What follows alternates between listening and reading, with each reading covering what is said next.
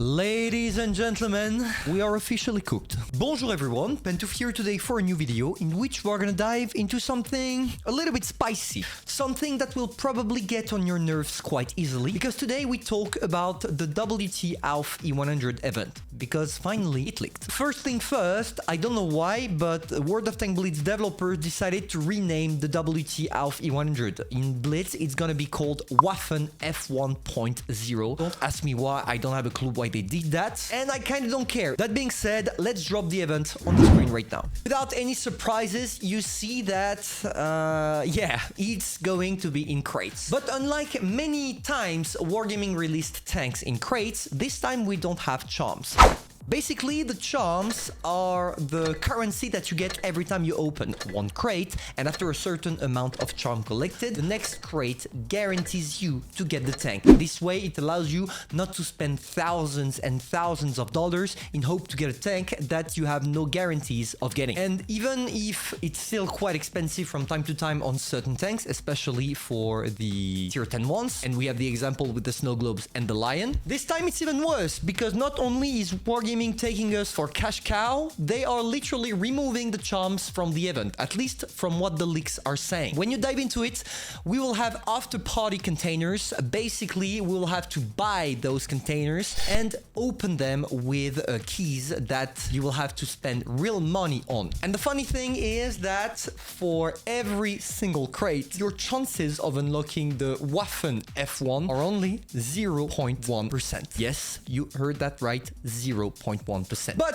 Wargaming being gentle, because we know Wargaming is not greedy, every 10 containers you open, you get access to a locker. And in this locker, you will have 3% chances of getting the tank. And still, no charms. Which means that in total, every 10 fucking crates, you get 3% chances of getting the tank. Because, let's be honest, with a 0.1% drop chance of the tank, it's not gonna happen, guys. It's probably gonna happen maybe to one or two of you if you're a lucky one, but you have more chances at getting eaten by a shark rather than getting the WT Al E100 within those fucking crates. It's insane. It's insane. I don't know what's going through Wargaming's mind. I do know what they have in mind.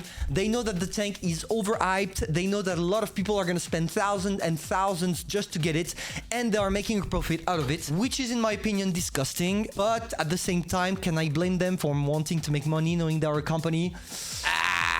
The event should drop in January. Just saying, around the 15th of January. We don't have the official dates, and it's still possible that they change one or two things about the event.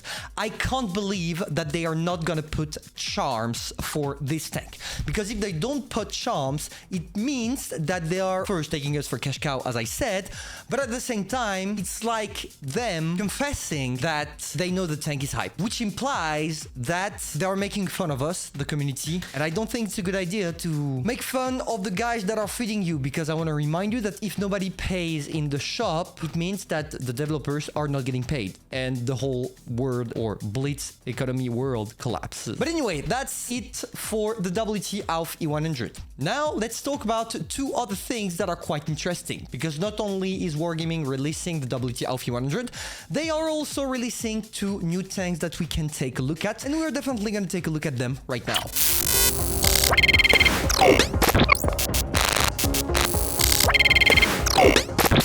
First thing first, let's dive into the Waffen F1.0. As you guessed it, no armor in the turret, so nothing really changes from the regular Waffenträger Al E100. What is totally broken about it is the firepower, because it's the only thing we really care about. You will have the choice between two guns. The stock gun featuring 5 shells for 340 alpha damage per shot and 1 second .82 intra-clip reload, which means that in 7 seconds you inflict 1.7 thousand damage on any target for a total reload of 28 seconds. So quite a long reload. You see that your DPM is really nice as well, because you're sitting at nearly 2.9 thousand. Or you have the second gun, which is, in my opinion, the best choice for one simple reason. It's funnier to play. It's not going to be the best, because the most optimal one is the first one, but the second one is insanely fun because of something very special. It features 3 shells instead of 5, but a bigger alpha damage, 570. For the exact same output, both of the guns are gonna do 1.7 thousand damage within one clip, which means that you do have the possibility of destroying pretty much everything you are about to encounter in one go, except for the heavy tank and some tank destroyers that are extremely armored, such as the Pantoufleee E100. For the other statistics, you have all of them right there. I'm not gonna bother talking too much about those because we kind of don't care. The only thing that we care about when it comes to the WT Al E100 is its gun. So yeah, for the other statistics, you have 8 degrees of gun depression, which makes it really interesting. Knowing that with the Waffenträger, maybe you know that or maybe you don't, but you have to use a little bit more of your side scrape abilities in order to gain some gun depression. It's extremely important, so it's either you do that here or you can play it reverse, because to be fair, it's not going to change anything when it comes to that tank because you do not have any armor. Alright, so now we are going to dive into a new tank that Wargaming is currently testing. It's called the Sentinel and it's a French tank. And what I truly love about it is its original look. Like, it has really flat cheeks, but you're soon going to see that it's not necessarily a problem, because when you dive into the armor profile of that thing and you use regular AP with calibrated shell, you see that you have quite a strong armor, sitting at 270 millimeters if angled properly. This tier 8 French heavy tank is going to be really fun, and I'm pretty much more excited about this one than I am from the WT Al E100, because I don't think this one is gonna come into an expensive event. When it comes to the statistics, the DPM is definitely not among the best because you're sitting at 2000, but interesting point, you have an autoloader of 3 shells, each of those featuring 350 alpha damage. The total reload is 14.5 seconds and the reload between shells is 8 seconds, which is really weird in my opinion, because it means that with this tank you are going to be able to snap only 3 shells in 1 minute, because when you take a look at it, it's like 14.5 seconds plus double time 8 seconds. Yeah, it's going to take you around 35 seconds to reload your whole clip. The other values are nice because with this tank you are extremely accurate, because as you can see you have the best accuracy out of all the heavies at tier 8, sitting at 0.27. The gun dispersion is average, sitting at 7 degrees, but your maneuverability, contrary to most French tanks, kind of sucks there because you're going to go at 32 kilometers per hour. So yeah, for the moment it's being tested. I feel like Wargaming is going to change a lot of things about this tank, because obviously it's not possible to get such a bad maneuverability, combined with a poor gun DPM. Therefore, I don't think it's going to stay in its current state. Now, let's dive into the last one. This one is called the Prowler, and it doesn't look like anything I've seen before, because I can't compare it to even like a World of Tanks PC tank that would exist. It's obviously based on something, but it reminds me a little bit of a Challenger or maybe a TTD for those of you that are playing War Thunder Mobile.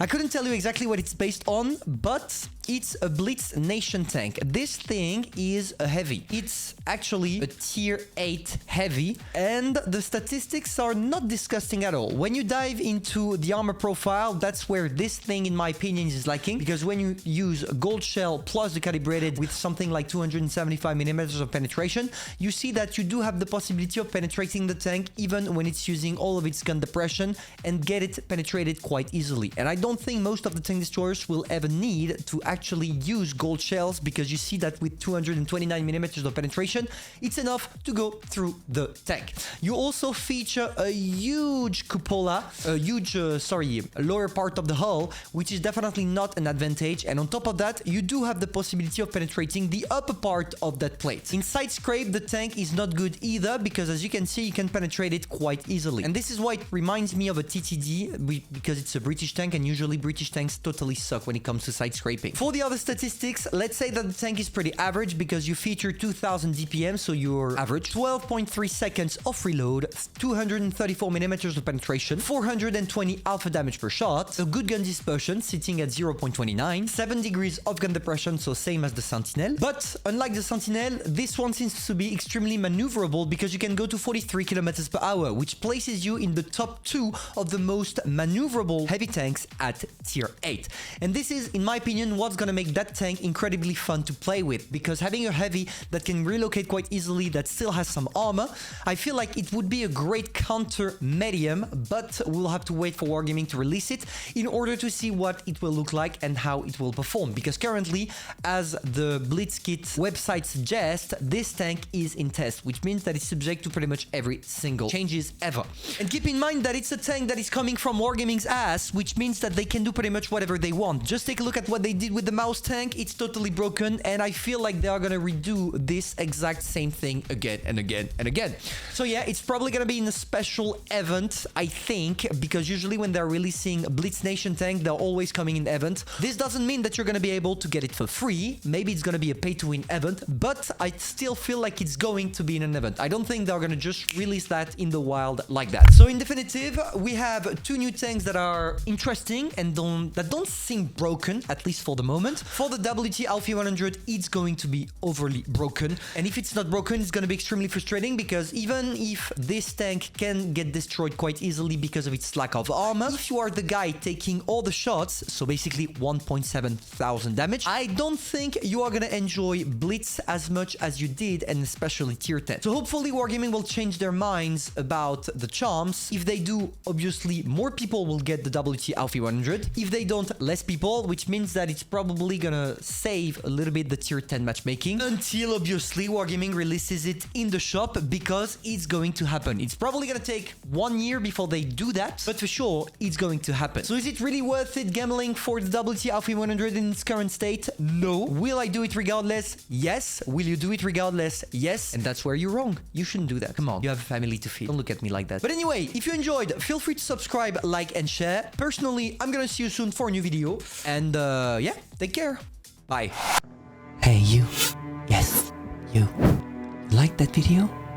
Why not going for another one? I have plenty of videos you can choose from. All you have to do is hop on this truck. Come, don't be afraid. It's only one video.